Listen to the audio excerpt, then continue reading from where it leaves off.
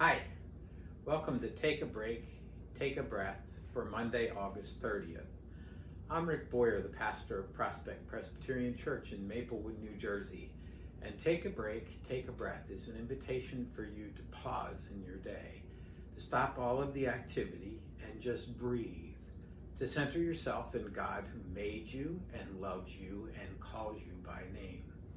Each time we come together for a Take a Break, Take a Breath time, I talk about a different passage of scripture, and we have been working our way through the Gospel of Mark, and today we end our journey through the Gospel of Mark with a passage of scripture that is generally accepted as something that was added to the original ending. It's a struggle for the church when the gospel ended with verse 8 that said, and they told no one for fear. And that's how it ended. And so in the second century, probably, they added this ending. It's a guess. But all of the stories in our reading from Mark 16:9 to 20 are stories that are found in other places, in other Gospels, or in the Acts, or references to early parts of the Gospel of Mark. So it's trying to resolve our feelings of unbelief sometimes, or their feelings of unbelief, and that's not uncommon and not unexpected. It would be true for us in our own day. And so I focus on one of the verses here. Let me get it. That is early on. I think it's verse 13 actually. And they went back and told the rest, but they did not believe them. So after Jesus appeared to some, they go back and they tell the rest, and they don't believe. And then Jesus appears to the 11, and when Jesus appears to the 11, he challenges their unbelief. And then we get the story of the ascension. It's so common in our own journey of faith that we struggle between belief and not believing. And I say that because faith is not the absence of belief. It's trust that even when we're struggling to believe, that God is still faithful. God is still present with us.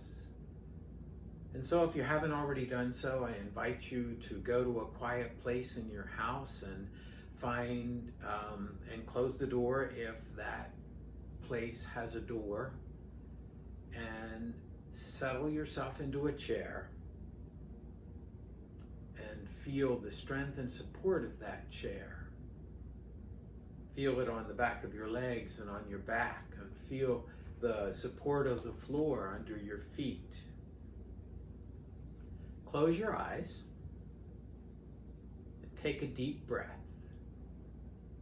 And as you breathe in the breath of God.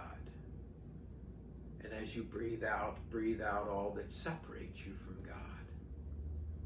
Nice, deep breaths. Breathe in the breath of life. And breathe in all that does not give you life. Breathe in God's peace.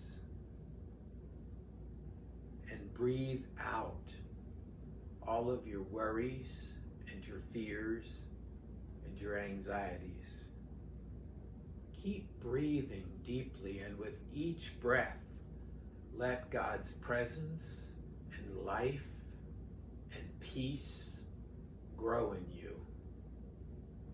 Imagine it like water running down over your head, the peace of God and the presence of God flowing over the top of your head and down the back of your head and over your face. And as it does so, your mind slows and comes to rest.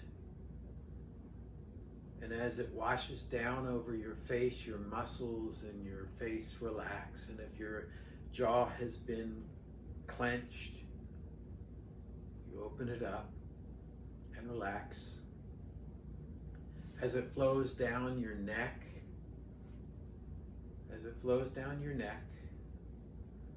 your neck relaxes, and the tensions that are there are released. And it flows down over your shoulders and your arms to the tips of your fingers. And your shoulders relax, and the burdens of the day are set down for a while. And the muscles are renewed in your shoulders and your arms. And your hands open up, both to receive God's grace and to release everything that you cling to so tightly. It washes down your back. And as it washes down your back, all of the things that have caused you to be hunched over in body and spirit are let loose.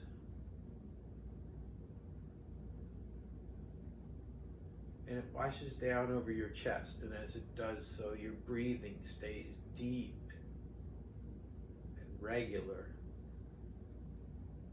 And your heart rate is steady, a resting heart rate. As it moves down over your abdomen, all of the distresses that are in your abdomen, all of the things that cause your stomach to churn are released. It washes down over your legs, all the way to the tips of your toes. And the weariness of running around is renewed. And your weariness goes away. The muscles are renewed. You are immersed in God's presence and God's life and in God's peace.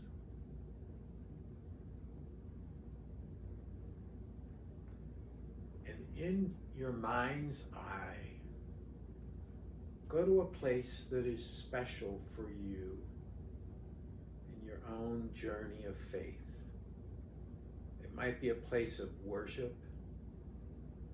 It might be a place where you feel God's closeness, what the Celtic Christians call thin places. What is that place for you? What do you see around you? What are the sounds that you hear in that place? What do you feel when you are in that place? Is there the warmth of sunlight or the coolness of shadows? Is the air moving or calm and still?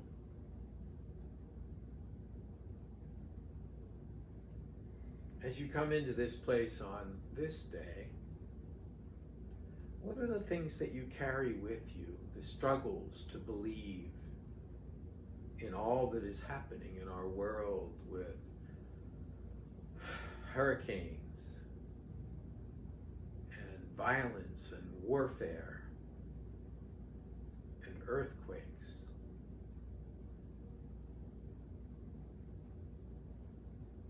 What are the struggles that you have to believe?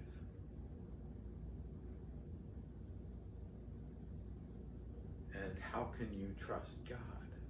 Come with all of that. And there in this place, you meet God. Now, God can take many forms. It might be Jesus. It might be a representation of God that is different than Jesus.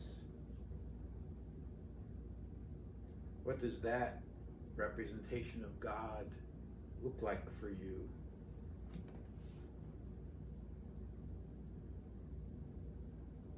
How is this person dressed? What is the face like?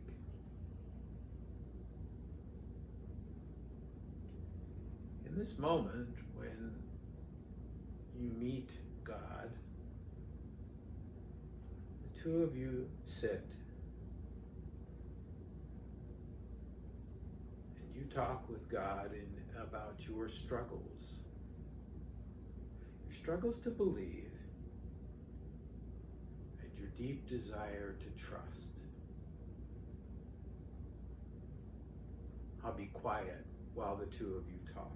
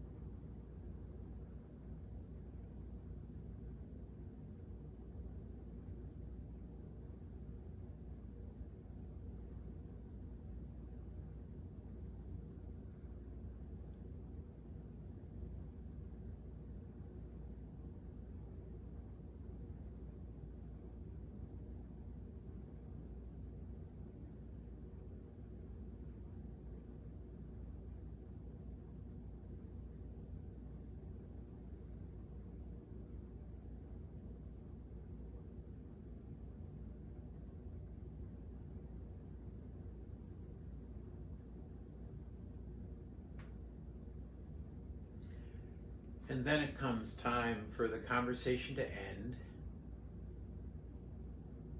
So the two of you say goodbye in whatever way is appropriate.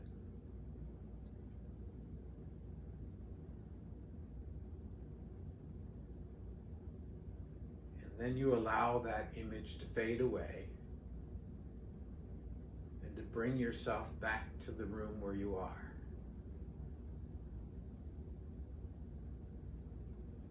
And when you are ready, open your eyes.